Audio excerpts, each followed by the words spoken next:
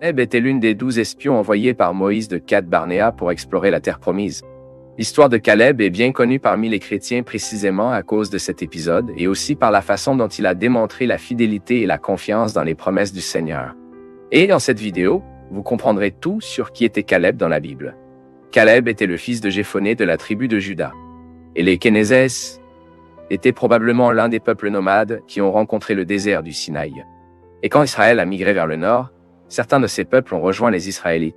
C'est peut-être ce qui est arrivé à la famille de Caleb, puis annexé à la tribu de Juda. Érudits notaient que cette hypothèse n'a pas beaucoup de sens en raison d'un problème chronologique. Si la famille de Caleb a rejoint le peuple d'Israël pendant le pèlerinage après le départ de l'Égypte, Caleb a ensuite dû naître à l'époque, car il avait 40 ans lorsque Canaan a été envoyé à Moïse avec les autres espions. Par conséquent, si la mère de Caleb était vraiment une fille de la tribu de Juda, sa relation avec Jéphoné, le père de Caleb, doit avoir commencé avant que les Israélites ne quittent l'Égypte, ce qui est très peu probable. En tout cas, plus tard, Caleb a acquis une position de leadership et de respect au sein de la tribu de Juda, et cela est évident quand nous voyons que Naasson, fils d'Aminadab, était le chef de la tribu. Mais c'est Caleb qui représentait Juda entre les espions en mission de reconnaissance de Canaan, aux côtés de Josué et de 10 autres espions de mission. Même plus tard, Caleb apparaît également comme l'un de ceux qui ont divisé la terre de Canaan en territoires tribaux. Dans Joshua, chapitre 15, verset 13, nous lisons que Caleb a reçu sa partie de l'héritage de la terre parmi les enfants de Juda. Mais quelque temps plus tard, à l'époque de Saul et David, les descendants de Caleb étaient toujours respectés à Juda. Les autres espions ont insisté pour décourager le peuple d'Israël, signalant que bien que la terre soit abondante, il y avait de grandes villes et de terribles habitants. Et le peuple d'Israël a agi infidèle à Dieu et n'a pas fait confiance à leur promesse de conquérir la terre que le Seigneur avait promise. Et l'incrédulité des 10 autres espions a été punie par le Seigneur lorsqu'ils sont morts de la peste. D'un autre côté, Caleb et Joshua ont reçu de Dieu la promesse qu'ils auraient participé à l'occupation du pays de Canaan. Et spécifiquement à propos de Caleb, le texte biblique dit « Mon serviteur Caleb, car en lui il y a eu un autre esprit et a persévéré pour me suivre, je l'emmènerai sur la terre dans laquelle il est en... La progéniture la possédera un patrimoine. » Était plus âgé que Joshua, par conséquent, au moment de la reconnaissance de la terre promise, il a exercé un leadership, et parfois même mentionné seul.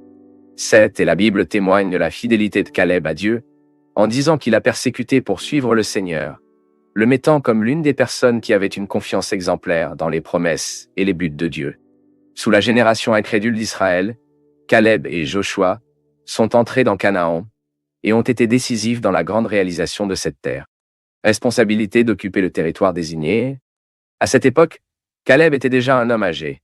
Mais une fois de plus, il s'est avéré être un exemple de foi et de vigueur pour toute la nation en revendiquant ses biens. Caleb a demandé à rester avec la région de Kiriath-Arba dans les montagnes du sud, qui s'appelait plus tard Hébron. Cette terre s'appelait Kiriath-Arba parce qu'Arba était le plus grand homme parmi les Anakiens, c'est-à-dire qu'il était probablement l'un des géants qui avait terrifié les 10 espions et l'âche incroyable envoyé par Moïse. Et quand il a demandé cette terre, Caleb a fait se souvenir de Joshua les jours où les deux étaient là en mission de reconnaissance. Et la façon dont Moïse, utilisé par Dieu, lui a promis la terre dans laquelle il avait marché sur son pied, comme nous le lisons dans Joshua chapitre 14 et verset 9, où le texte biblique dit « Ensuite, Moïse ce jour-là a juré, en disant que la terre qui a marché sur ton pied sera à vous et tes enfants, en héritage perpétuellement, car ils persévèrent en suivant le Seigneur, mon Dieu. » À cette époque, Caleb a également déclaré que 45 ans s'étaient écoulés. Mais le Seigneur l'a maintenu en vie pour obtenir la promesse. Puis, à l'âge de 85 ans, Caleb a déclaré qu'il était aussi fort et disposé de la même manière que lui à l'âge de 40 ans. Et encore une fois, il a réaffirmé sa confiance en le Seigneur en disant que Dieu serait avec lui et que tous les ennemis seraient expulsés de cette terre. Lorsqu'il est allé conquérir Kiriath-Séfer, Caleb a offert la main de sa fille en mariage à l'homme qui a blessé cette ville. Et la Bible dit que c'est Othniel qui a dirigé l'invasion et a conquis cette terre. De cette façon, Othniel a épousé Aksa, fille de Caleb, et est devenu plus tard le premier juge du peuple d'Israël. Même Othniel était lié à Caleb. Les érudits soutiennent simplement si Othniel était un frère cadet de Caleb ou de son neveu. En effet, Othniel favorise les deux interprétations. Donc, avant toute cette histoire, il est clair que Caleb était un homme très effrayant pour Dieu. Bien qu'il soit venu d'une famille étrangère, Caleb est resté debout alors que des milliers d'Israélites sont tombés. Par sa foi, il a marché et hérité de la terre que Dieu a promis à la descente d'Abraham. Il croyait au Seigneur et faisait confiance à ses promesses, quelles que soient les circonstances. Les années étaient passées et avec eux, leur jeunesse était partie. Mais Caleb était sûr que la parole de Dieu ne passerait jamais. Par conséquent, même les personnes âgées, plus de 80 ans, Caleb était disponible pour un jeune homme pour aller à la guerre, en s'appuyant sur la fidélité du Seigneur.